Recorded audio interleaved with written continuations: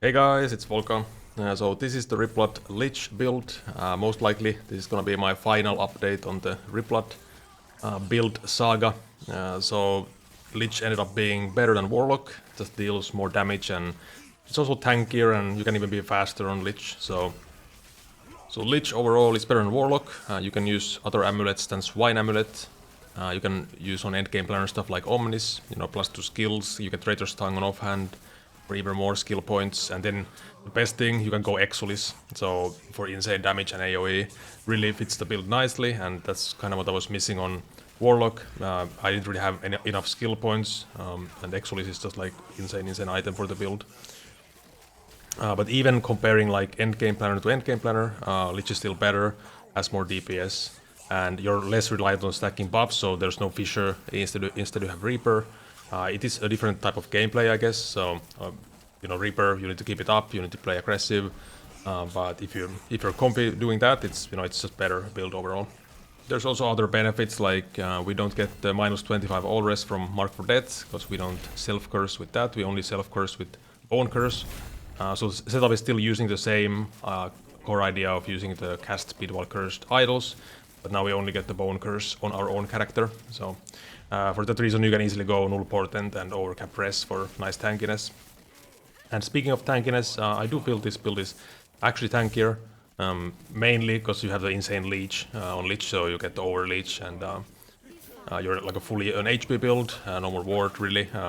You don't really care about ward on Lich. It's also a little bit less gear reliant than Warlock, but it's still a very like gear dependent build. You want all the items and at least like a couple of cast speed idols, Traitor's Tongue, Ladle, ideally with 1 LP on the weapons. Try to get some of the like tankiness items like Blood Mage gloves and maybe seed, stuff like that before you play the build. And also one thing on the build regarding skills, so what I'm doing here is I have Bone Curse Aura, of course, like toggled on, and then I replace it with Death Seal on the bar, so the Bone Curse Aura stays on even after you take it off the bar. So Death Seal actually makes the build much tankier than Warlock, but it's like on a cooldown, the Death Seal, so it's not always up. But for example, on Uber, if you wanna like have an easier time tanking slams or something, you can just press that seal, you can't really die when it's up.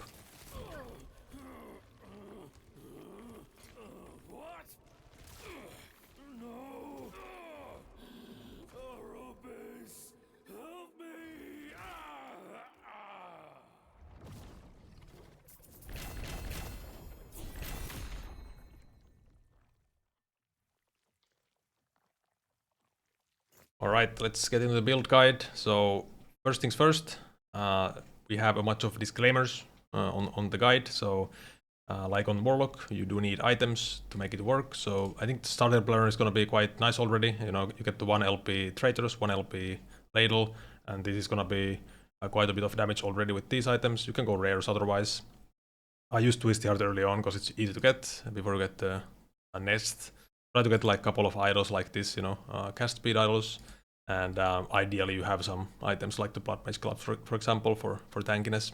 Alright, so the build, basically, core idea is the same as on Warlock, so we get the cast speed while cursed idols, and we self-curse with Bone Curse, so this is the Aura node, applies Bone Curse to enemies and also to you, but on this setup we only get Bone Curse, so you don't get the mark, you don't need it, because you get it from Reaper on hit.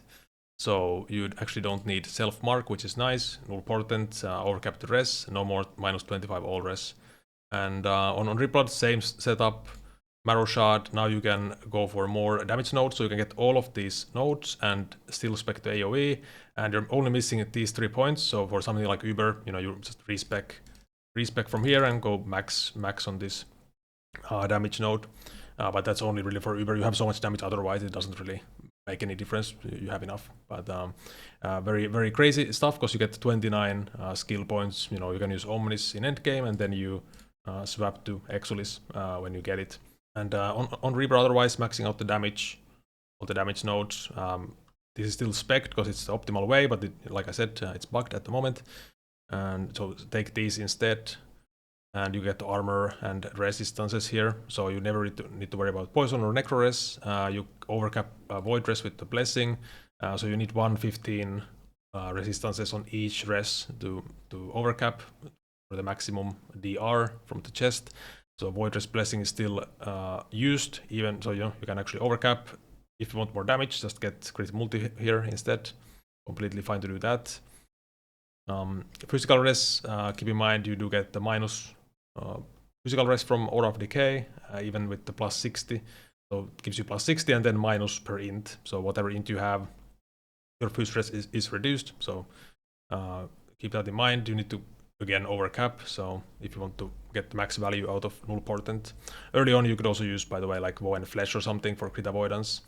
But end game you definitely want to get null portent. Also getting this with 1 LP and the corruption is not too bad because you can just farm Aberroth. And yeah, like otherwise it's pretty similar to Warlock. Main changes is the chest, Traitor's Tongue and Amulet. So Traitor's Tongue on offhand, dual wielding, lots of damage, lots of skill points, crit chance. And then Omnis, nice overcap res in endgame, very easy to just like slap it on and boom, you're pretty much overcapped on most of the res, even if, I mean, you don't need to max roll everything here. And you don't need to overcap every res unless you want to be like super min-maxed, which you do want to be in the actual endgame, but you know, completely fine to just normally cap as well. Mainly you want to overcap physical res and void res. These are like usually the most important ones. And then on aspirational we go for a different setup with the boots. So basically on endgame you need mountain boots, mainly for the attributes, and of course endurance too, but because we're using double red rings and you can't really get the 180 attributes like nicely without the mountain boots. And you also don't need more res on endgame planner because you have Omnis. But then on aspirational you go for Exolis, which doesn't have any resistances. So we're using these Julia boots. It gives you endurance and a bunch of resistances you need, so fire and cold res. Try to max roll those. Try to, you know, just get 1 LP movement speed and corrupt it with the cleanse. So that would be the ideal way. Of course, if you don't have cleanse, you can also get cleanse on the belt. But make sure your crit avoidance is capped with madness. So madness, you get a bunch of crit multi per int, and you know, you get the downside of minus or like increased damage taken from crits basically. So you need to cap your crit avoidance. Very important. And like the corruptions, I would go for like first on this build, like stun immunity on chest, and then cleanse boots. Like these are the most important ones. You don't really need anything else, but there's really crazy ones like getting the damage to mana. Corruption on seed would be pretty crazy. It would be really tanky setup with that. Maybe like 1 LP and then corrupt it, corrupt the damage dealt to mana. This is pretty nice tech on the wand. So if you manage to get like a low tier corruption, because this is like a area corruption, but also increases mana cost. So if you had like T1 or T2 corruption, only +1 mana cost, and you still get most of the area from the affix. And you can always, you know, get lower mana cost here with Ripblood. So if you spec points here, so this would be really cool if you get something like this for even more area. And by the way, Exolis, you can't decide the LP affix, so I mean crit multi would be amazing, increased physical damage, but it's basically going to be a random LP affix. And the main thing you want on this amulet is like high rolls and then the madness, so you need to have madness on it. And then ideally you get either apathy or you get guile, so dex or attunement conversion, because those are like not, they basically don't have like insane downsides. Basically just don't get brutality, because brutality does nothing and you lose much of armor. You could also, by the way, go rampancy, so vitality conversion. If you want to get even more damage, you would lose a lot of HP. But if you get like perma frenzy on relic or something, or you get the frenzy corruption here, for example, on the idol, if you want, you could go like madness plus a rampancy for frenzy effect from vitality. But that would be like maybe for Uber or something, like kind of like a sacrificing defense for damage type of thing. So yeah, that's the build overall. Really good setup, even better than Warlock. And hope you enjoyed the build. Gear it up, it's really fun to gear. At least for me, I like min-maxing this build.